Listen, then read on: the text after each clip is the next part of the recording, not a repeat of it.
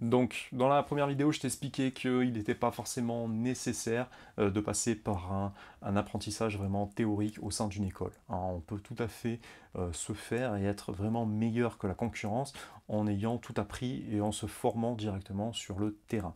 Donc moi, je vais vraiment te donner toutes les armes et une fois que tu auras les armes en main, bah, ça sera à toi d'appliquer. Bien évidemment, il ne faut surtout pas procrastiner, c'est-à-dire remettre les choses au lendemain dans l'immobilier. Moi, la première année où je me suis lancé dans l'immobilier, tous les matins, avant d'aller à l'agence pour travailler, j'allais faire un footing. Voilà, j'allais faire ma muscu, j'allais pousser, je repoussais mes limites avant même entre le petit déjeuner et le moment où j'allais travailler. C'était pas pour rien, c'était pour me mettre vraiment dans une attitude vraiment de gagnant, puisque c'est un métier où tu as besoin au début de beaucoup impacter les gens. Alors si tu as autour de toi des biens, des vendeurs, voilà, des amis dans ton relationnel qui cherchent à vendre, ça c'est déjà bien, va faire gagner beaucoup de temps. Mais si tu pars vraiment de zéro, et ben dans un premier temps, il va falloir vraiment aller au charbon. Et là, c'est une attitude qu'on a ou que voilà, il va falloir développer chez toi. C'est cette capacité à semer et à donner ta personne pour essayer de, bah, dans un premier temps, se créer une forme d'effervescence autour de soi, un genre de tourbillon qui va pouvoir attirer des contacts. C'est un métier où on sème beaucoup avant de récolter. Moi, la première année, j'ai quasiment pas gagné de l'argent parce que j'ai fait 3 mois dans un secteur, j'ai travaillé comme un taré et finalement, je n'étais pas en phase avec la structure dans laquelle je travaillais forcément. J'ai switché dans une autre structure et voilà, c'est à partir de ce moment-là où ça a décollé. Au bout de 3 mois, j'ai fait beaucoup d'efforts et 3 mois après, suite à une première formation, j'ai commencé à cartonner. Donc, moi, je t'ai dit un an, c'est à peu près 6 mois. Voilà.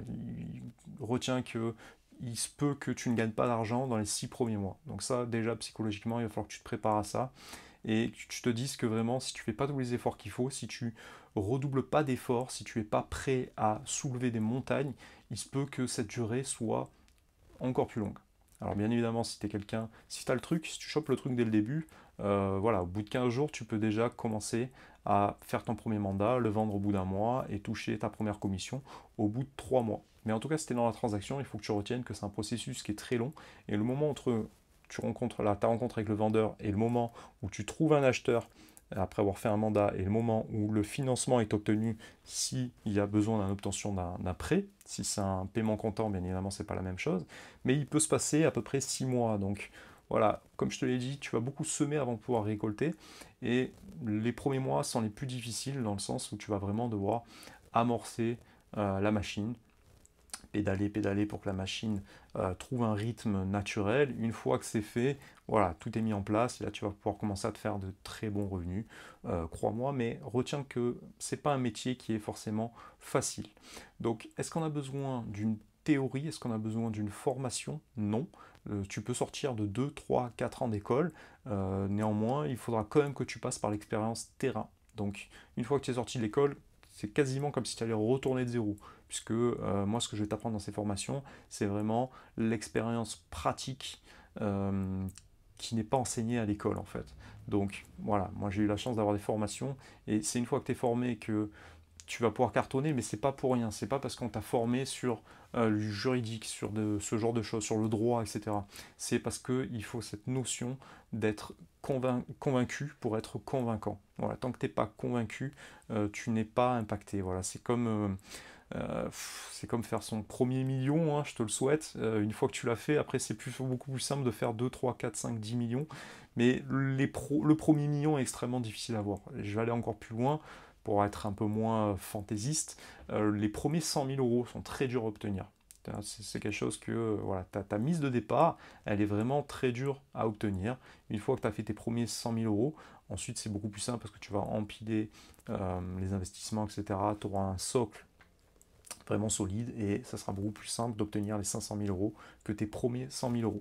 Voilà, bah, c'est comme la première fois, hein, si ta premier ou première petite amie, voilà, si tu as toujours une appréhension, une fois que tu as passé cette appréhension-là et que tu vois tout s'est bien passé, ben, c'est beaucoup plus simple d'aller au-delà. Donc bah, l'immobilier c'est un peu pareil, hein, même si ça n'a rien à voir. Bah, ton premier mandat que tu vas rentrer, la première chose que tu vas être convaincant, où tu vas vraiment persuader les gens, que tu vas voir que une fois que tu les as persuadés, tout s'est bien passé, bah là, dans ce cas-là, tu vas pouvoir respirer, tu vas voir que passer cette première expérience, la première vente qui va être vraiment formatrice, bah, tu vas voir que voilà, tout sera extrêmement naturel et les choses vont se passer vraiment naturellement.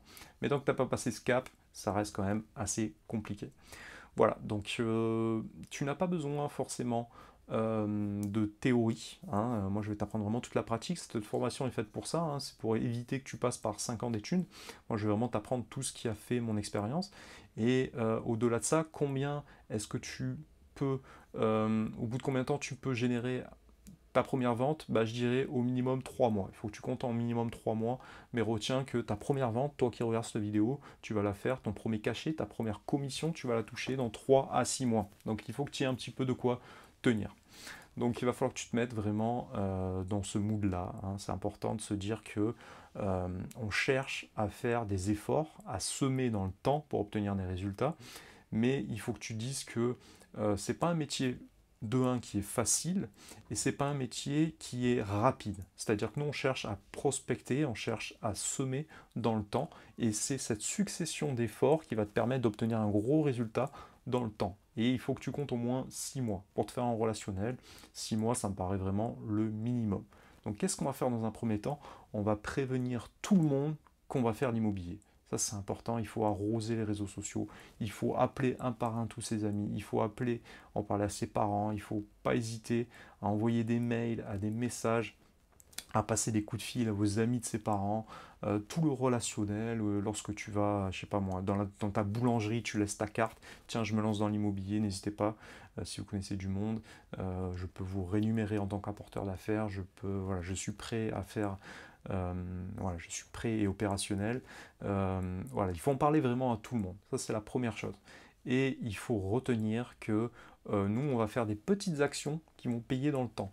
Donc, contrairement à ce que tu penses, même s'il faut se mettre dans un mindset impactant, un mindset de leader, un mindset de gagnant, mindset ça veut dire état d'esprit, il ne faut pas viser un résultat immédiat. Ça c'est la première chose qui va t'éviter de te décourager. C'est-à-dire que nous, on ne cherche pas à faire de gros efforts qui va ramener un gros résultat immédiatement. Au contraire, on va faire une succession de petits efforts qui vont ramener sur le long terme de très gros résultats. Donc nous, on ne vise pas du tout le court terme. Hein, c'est pas en impactant, en voulant impacter trop vite quelqu'un, tu risques de montrer une mauvaise image de quelqu'un qui a les dents longues et quelqu'un qui est d'arriviste, etc., qui est là uniquement pour l'argent. Il faut que les gens sentent que tu es totalement désintéressé, entre guillemets, même si tu as une volonté d'impacter et de réussir et de convaincre les gens. Il faut que les gens sentent que tu as une certaine stature et que tu es là justement pour les accompagner dans le temps et non pas faire un résultat à court terme, c'est-à-dire que tu es là juste pour les premiers rendez-vous, qu'après tu veux les abandonner, entre guillemets. Non, toi tu dois vraiment être constant et te comporter de la même manière avec eux dans le temps. Donc nous, ce qu'on cherche vraiment, c'est des résultats sur le long terme. Donc c'est important que tu assimiles ça, et c'est pour ça que j'insiste vraiment dès les premières vidéos, c'est t'expliquer qu'on est là vraiment sur le long terme et qu'on ne cherche pas à faire un braquage et à partir avec l'argent. Au contraire, on cherche à vraiment s'installer dans le long terme. Donc psychologiquement, il faut que tu t'attendes à une traversée du désert lorsque tu débutes. C'est-à-dire que moi, avec mes vidéos, dès le début, tu vas pouvoir passer à l'action. Donc ça, c'est très bien, tu ne vas pas attendre 6 mois.